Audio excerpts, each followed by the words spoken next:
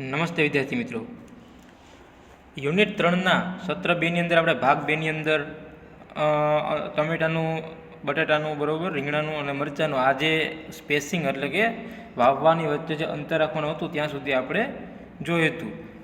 હવે આગળ આપણે વાવેતરની જે પદ્ધતિ છે તેમાં આંતરપાક તેના વિશે આપણે સ્ટડી કરવાનું છે. તો આંતરપાક એટલે કે એને ઇન્ટરક્રોપિંગ કહેવામાં આવે ઇંગ્લિશમાં, બરાબર. આંતરપાક એટલે કે બે પાક જે છે એ એક સાથે વાવવા, બે કે તેથી વધારે પાક, બરાબર, એક હારે મિક્સમાં જે પાક વાવણી કરવામાં આવે તેને છે એ આંતરપાક પદ્ધતિ કહેવામાં આવે. અથવા તો તમે જે મેઇન બે પાક વાવેલા હોય, જેમ આપણે આગળ જોયું હતું અહીંયા, બરાબર, કે રીંગણા છે તો રીંગણાની અંદર તમે 90 બાય 90 સેન્ટીમીટરનું જે અંતર રાખવાનું હતું આપણે તેનું વાવણી અંતર, બરાબર. તો તે 90 સેન્ટીમીટરની વચ્ચેની જે જગ્યા હોય તેની વચ્ચે એક પાક અથવા બે પાક તમે કોઈ પણ વાવો તો તે છે એ આપણે આંતરપાક તરીકે ઓળખાય. તો તેની અંદર આપણે જોઈએ આ પ્રકારની પદ્ધતિમાં બે અથવા બેથી વધુ પાકોને એક જ જગ્યાએ વૈકલ્પિક પંક્તિઓમાં અથવા એક સાથે ઉગાડવામાં આવે છે. તો આ પદ્ધતિમાં છે એ બે અથવા બેથી વધુ પાક તમે એક જ જગ્યાની અંદર છે એ વાવી અને એક સાથે છે ઉગાડવામાં આવે છે. એને છે એ આંતરપાક તરીકે ઓળખવામાં આવે છે. તો આંતરપાક જે છે એની તમને હું ઇમેજ દ્વારા છે એ બતાવું છું. જો આ છે આને આપણે એક આંતરપાક કહેવાય. અહીંયા જે તમે દર્શાવેલું છે એ પ્રમાણે આ જે છે તો આ કોબીના છોડ છે તેની વચ્ચે જો તમે ફ્લાવરિંગ ના છોડ વાવેલા છે, ફૂલના છોડ, તો આ છે એ એક આંતરપાક કહેવાય. અહીંયા પણ તમે જુઓ તેની વચ્ચે છે એ ફ્લાવર છે અને બંને બાજુ છે એ બીજો જે છે એ પાક વાવેલો છે. એવી રીતના અહીંયા તમે જુઓ વચ્ચે છે એ મેન કોબી વાવેલી છે અને તેની વચ્ચે છે બે કોબીની લાઇનની વચ્ચે છે એ ગલગોટાની ખેતી કરેલી છે અંદર. તો આ છે એ આપણે ક્રોપિંગ એટલે કે આંતરપાક તરીકે આને ઓળખવામાં આવે છે. જો અહીંયા પણ તમે જુઓ આની અંદર જો તમે તો ટર્મરિક એટલે કે હળદર, જે કેળના પાન જેવા દેખાય છે તે હળદરના છોડ છે અને તેની વચ્ચે છે એ સોયાબીનની એક હાર કરેલી છે. તો આ છે એ આપણે આંતરપાકનું એક્ઝામ્પલ છે આ બધા. હવે આંતરપાકની પસંદગી, તો આંતરપાક છે તો ઓલા તો જે હતા એ આપણે ખાલી એક તમને એક્ઝામ્પલ મેં બતાવ્યા હતા, પણ આંતરપાકની પસંદગી છે એ કેવી કરવી, બરાબર, અને કયા કયા પાકની એકસાથે કરવી તે છે એ આપણે જોઈએ. ટૂંકા સમયગાળાના અને છીછરા મૂળ ધરાવતા પાક ઊંડા મૂળ ધરાવતા પાક સાથે આંતરપાક તરીકે પસંદ કરવા. માની લો કે ટૂંકા સમયના ગાળાનો જે છીછરા મૂળવાળા પાક હોય તો એની જોડે તમે છે એ ઊંડા મૂળવાળો કોઈ પણ પાક છે એ આંતરપાક તરીકે તમે વાવી શકો. પ્રવર્તમાન આબોહવા પરિસ્થિતિઓ પસંદ કરેલા પાક માટે અનુકૂળ હોવી જોઈએ. માની લો કે તમે શિયાળાની અંદર જો કોબી વાવેલી છે તો તેની અંદર તમે ઉનાળુ પાક ના વાવી શકો. તેની અંદર તમે શિયાળુ પાક જે હોય એ જ તમારી અંદર છે એ વાવવો પડે. પસંદ કરેલ પાકમાં કોઈ રોગ અથવા કીટકો બંને પાકને નુકસાન કરે તેવા હોવા જોઈએ નહીં. એક પાક બીજા પાકની વૃદ્ધિને અસર કરતો ન હોવો જોઈએ.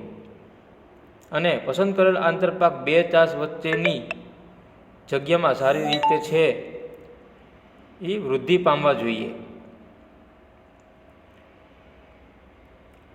સોલેનેસિયસ શાકભાજી સાથે યોગ્ય આંતરપાક, જુઓ અહીંયા જે છે તો સોલેનેસિયસ પાકના શાકભાજી જે હોય એની અંદર છે એ આપણે આંતરપાક તરીકે કયો પાક પસંદ કરવો તેનું અહીંયા છે એ માહિતી આપેલી છે. તો પહેલાં જોઈએ આપણે રીંગણા પ્લસ મૂળા.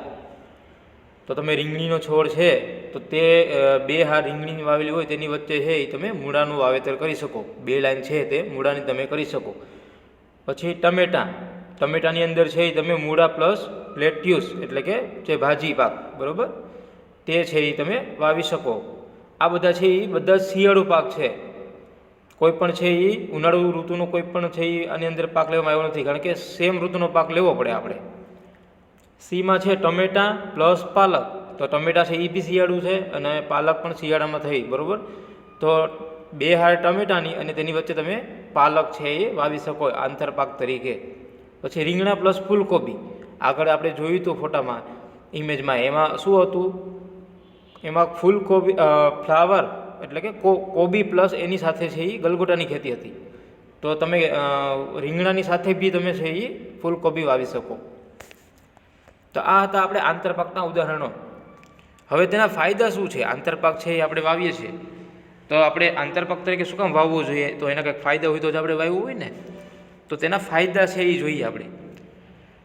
આંતરપાક વડે મુખ્ય પાકની ઉપજ ઘટાડ્યા વિના ઉત્પાદનમાં વધારો કરી શકાય છે.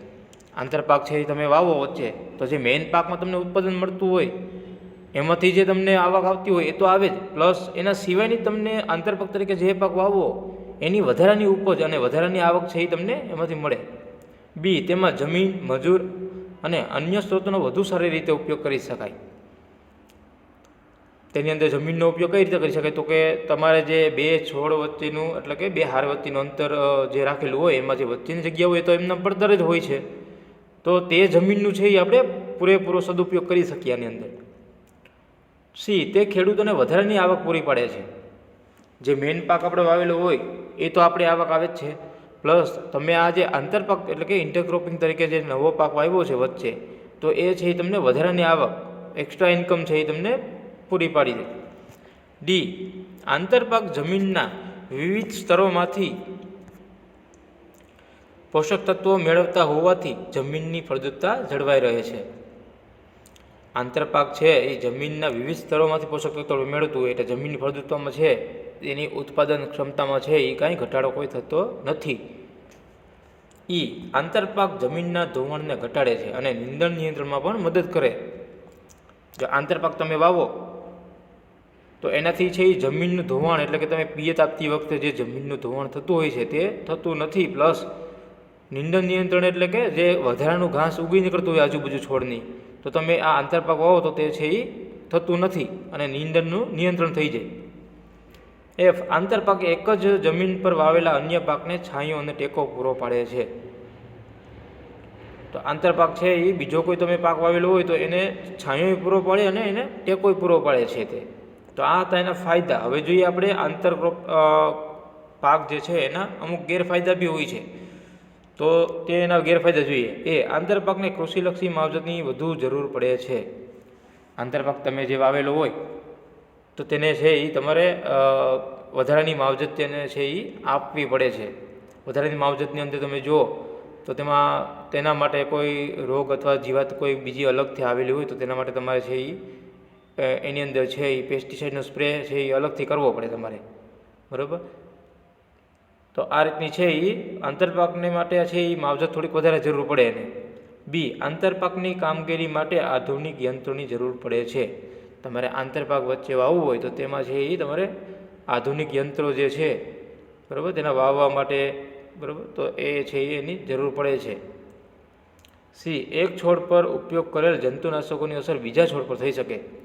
એ તમને કીધું એમ, પહેલા છોડમાં જે છે આપણે માની લો કે રીંગણીની અંદર કોઈ એવો રોગ આવેલો છે તો એ રીંગણી માટે તમે જે દવા છાંટો તો એનો સ્પ્રે છે એ તમારે આંતરપાક બીજ જો વાવેલો હોય એની ઉપર પણ એની જે છે એ સ્પ્રે થતો હોય તો તેનાથી જે છે એ એના પર આડઅસર થવાની છે એ આપણને છે એ ડર રહે છે. કારણ કે એનાથી જે એના છાંટવાની નથી એ દવાના સ્પ્રે થાય તો શું થાય, એની અસર છે એ છોડ ઉપર પડે, એટલે એ છે એક ગેરફાયદો છે.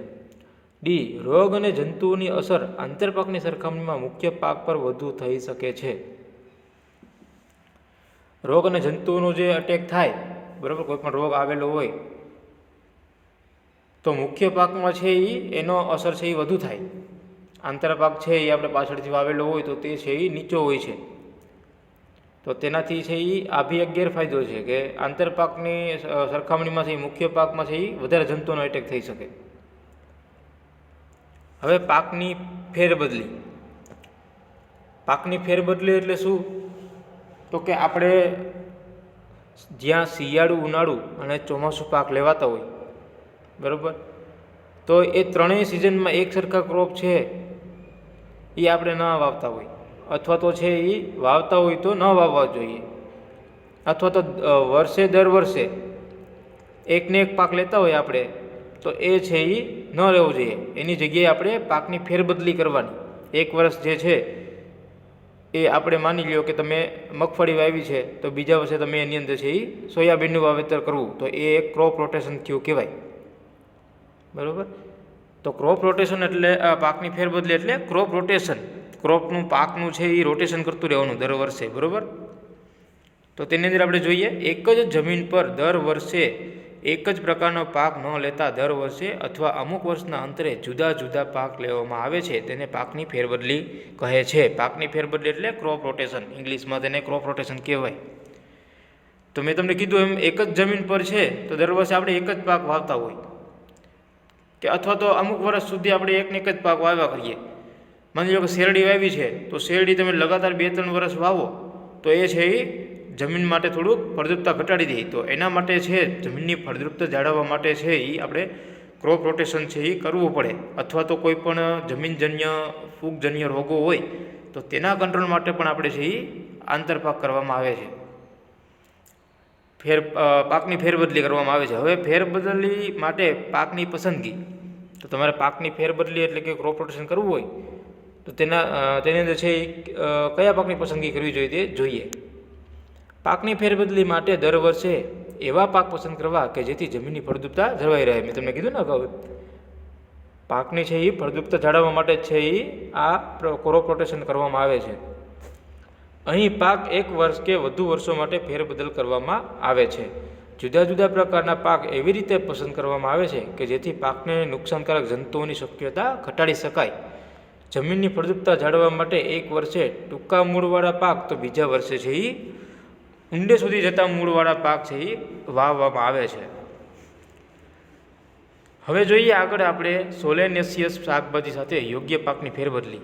જો આમાં ઉદાહરણો આપેલા છે કે તમારે છે તો શાકભાજીનો પાક લ્યો, એના પછી તમારે શાકભાજીની અંદર તમારે કયા પાક પછી કયો પાક છે એ લેવો જોઈએ દર વર્ષે. તો તેની અંદર છે પેલું વહેલી પાકતી ફૂલકોબી. એના પછી તમારે છે એ ઓક્ટોબરથી માર્ચની અંદર તમારે રીંગણાનું વાવેતર કરવાનું. બરાબર. તો આ એક ક્રોપ રોટેશન થયું કહેવાય. જો જુલાઈથી સપ્ટેમ્બરની અંદર છે એ તમારે ફૂલકોબીનું વાવેતર કરી દેવાનું. જુલાઈથી સપ્ટેમ્બર એટલે કયો મહિનો આવે તે કઈ ઋતુ થઈ કહેવાય આપણે? તો ચોમાસું ઋતુ થઈ કહેવાય.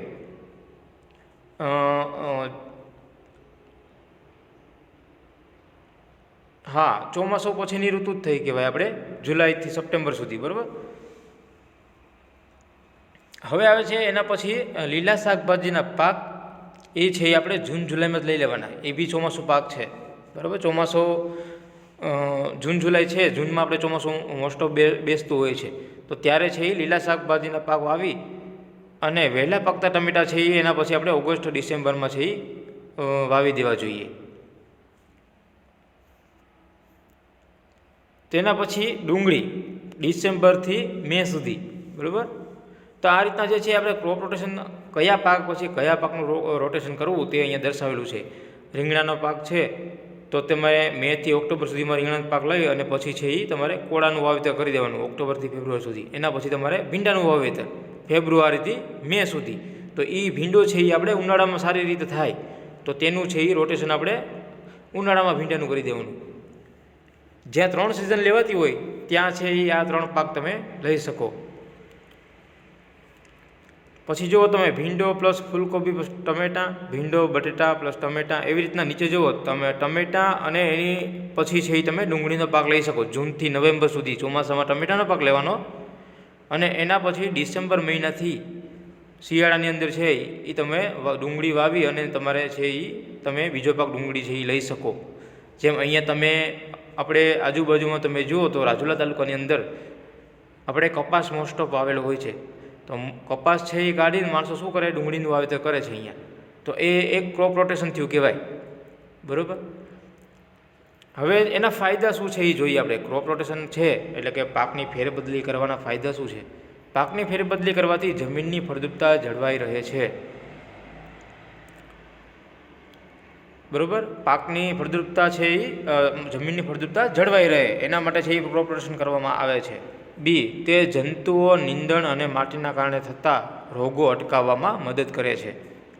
ક્રોપ રોટેશન કરવાથી છે એ નીંદણનો છે એ કંટ્રોલ થાય છે, બરાબર. પછી જંતુઓ કોઈ આવતા હોય તો તેનો અને જે રોગો થતા હોય તો તેનો પણ કંટ્રોલ કરવામાં મદદ કરે છે. તે ભૂમિ ધોવાણને પણ અટકાવે છે, બરાબર. આ ત્રીજો ફાયદો થયો. ડી, ચોથો ફાયદો જોઈએ તો તેની અંદર પાકની ફેરબદલી કરવાથી જમીનમાં ભેજ જળવાઈ રહે છે. તો આ હતા એના મુખ્ય ફાયદાઓ. આ છે એ આપણે અહીંયા સેશન પૂરો થાય છે.